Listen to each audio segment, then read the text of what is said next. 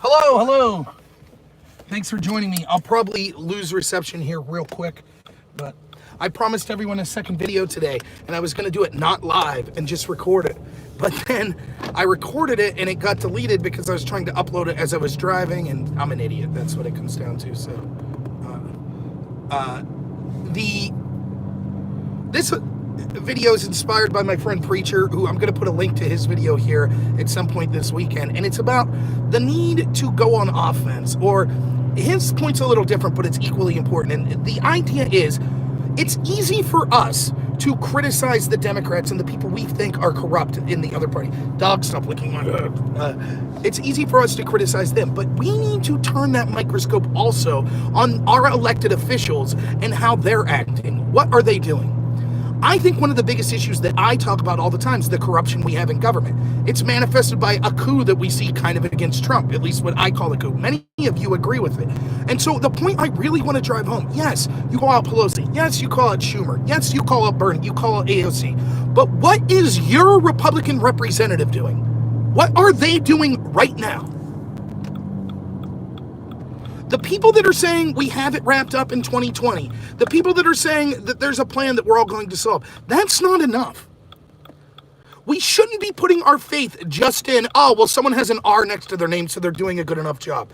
We shouldn't say, well, if my representative voted against impeachment, that's enough. That's not enough. The stakes are high. The corruption is rampant. This could be a key time in our country's history to fight back against that corruption. Just voting, oh, okay, I'm against the impeachment, isn't enough. I'm tired of people like Lindsey Graham talking, but allowing the criminals to go free. We need to go on the offense, both us as individuals and our representatives. They're supposed to represent us, the people. We now know, beyond a shadow of a doubt, that unelected intel officials committed a crime so heinous that our founding fathers would be rolling in their graves. We all recognize the importance of Watergate and the idea that a couple bumbling fools sought opposition research on their opponents in a hotel. What about weaponizing the FBI to do just that? What about the FBI manufacturing?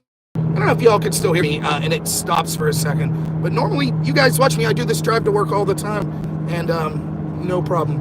I'm on my way to pick my wife up from work, by the way. Dog, come on, buddy. Go sit down. What is your official doing? And I'm tired of, that's why I'm going to run in 2022. It's not that I think my elected officials corrupt. I'm not saying that. I'm saying they're ineffectual. They're supposed to be our voice. It's not a guaranteed job. Being a politician shouldn't be a career. That was never the intent. That's why we need term limits. You're supposed to be a voice for your constituents, the people you're representing. I'm from rural America. I've lived here my whole life in rural Pennsylvania. Where's our voice? That's why I ran. It's time to go on offense. It's not enough to say, oh, Bill Barr stepped in and said Roger Stone shouldn't get 7 years, he should only get 4. Meanwhile, he says simultaneously, but none for McCabe for the same crime, lying to Congress. That's not enough. We're conditioned to celebrate when we just don't get punished that much. That's absurd. That is not the way it's supposed to work. My friend Preacher sent me a video today of a Second Amendment activist saying it's not enough just to fight back against the removal of Second Amendment protections that's being proposed by the Democrats. What about fighting to get back the rights we've already lost? It's not enough to say, please don't take our free speech away anymore. What about curbing the free speech that's already been taken from us? It's not enough to say, oh, please stop being corrupt against us. Please stop being corrupt against my president. What about going after them for their corruption? And we see this culturally and in our personal lives as well. Everything's always, we're a racist, we're a racist, we're a racist. That's ridiculous. We're bigots for the positions we have. No, we're not. Start calling them out for what they are, for how their policies harm people. Harm many times the very people they claim to be for. That's what we need to be doing. We need to go on offense. Trump has flaws. I don't agree with him on everything, but one of the things he's done absolutely correct is he's the first Republican, other than maybe someone like Ron Paul, that came out and said, I'm taking the fight to you. That's exactly what he did. Oftentimes it feels like he's alone. They criticize him for getting on Twitter and saying mean things. He shouldn't have to. Your elected officials should be standing up for him. Not just for him, the person, but against the corruption. That's the important thing. It's not about one man winning the presidency. It's about the populism behind him. The idea that we're tired of America being ran down by people that don't like it. We're tired of being told just because we have disagreements on how this country should operate, that somehow that makes us terrible, immoral people. We're tired of being called 10-toothed racist. Now, when I say go on offense, I don't mean that we have to be violent. I don't mean that we have to lie. I mean being righteous and condemning people for the actual truthful things that they do that are wrong, that are corrupt. We don't have to make stuff up like them. We don't have to sell our integrity out. That's why you saw me just last week defend Chris Matthews. Do you think I like Chris Matthews? Of course not. But I am not going to sacrifice who I am and my personal integrity just because someone's on my team or someone's against my team. So it's time for us to wake up. It's not enough to just say, hey, if Trump wins, everything's solved.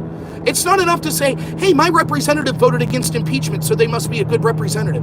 That's not what it's about. It is time to start fighting back. Who in the Republican? Name me a Republican that's doing a good job telling why tax cuts are a good thing for this country. They just say, oh, it's not that bad. Name me a Republican that's making a full-throated defense of why the Second Amendment's important. There's a handful, but is it all of them? Name me a Republican that's going out there talking just about how corrupt people like Maxine Waters were for saying chase Republicans out of restaurants and things like that. It's all just lip service 1 or 2 days and then on to business as usual. Not to sell myself for 2022, but to give a pitch for myself. But I will guarantee if I'm elected, I will be that voice. I tell you all the time, it's more than just your policy positions, which I'm very comfortable in my policy positions and my understanding of policy. But it's who can reach a message that relates to normal Americans. I will relate that message to both Republicans and Democrats, to people who agree and that disagree with me. I feel that I'm very fair. If people treat me with respect, they might say, Rob, you're dumb. I think you make some bad points. I don't agree with your positions. That's fair. That's just disagreeing with my solutions. And I got thick skin. I can handle it. But I'm sick and tired of being told I'm immoral for positions I have. I'm tired of being told if I'm against the war on poverty, which has made things 3 times worse in many degrees, the degree that it was originally brought in to solve, which was children being born out of wedlock. Remember, the Moynihan report in 62 said that it was 25% of people in the inner city were being born to single parents out of wedlock. All the numbers show that that's one of the 3 criteria that are the most indicative of if you have a successful life. If you have a 2-parent household, if you graduate high school, and if you have a full-time job, your chance of living in crippling poverty, going to prison, etc., is all drastically cut. It's one of the best standards we have. They understood that back in the 60s. And so in an attempt to solve it, they passed the war on poverty, and today the number's at 75% instead of 25%.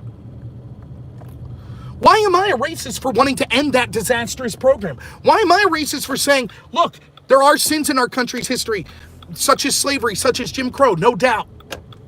But the way moving forward is to treat people, as Martin Luther King said, by the content of their character and not the color of their skin. And when we keep people in a perpetual victimhood class, it makes things worse.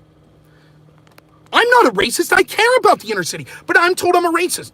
I'm against the illegal immigration, allowing illegal immigrants in, because I care about the people in this country that are suffering. I think that our government's supposed to represent the citizens of this country.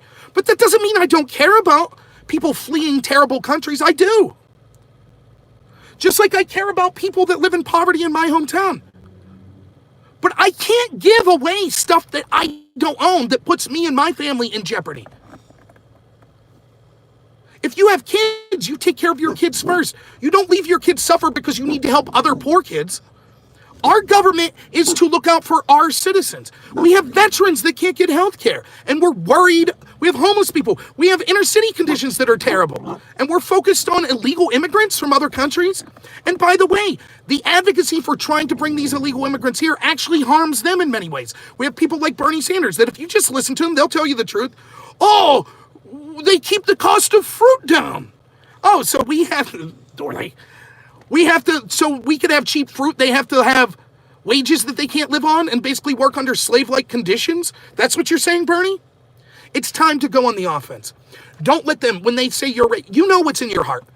I can't speak for you. I know I'm not a racist.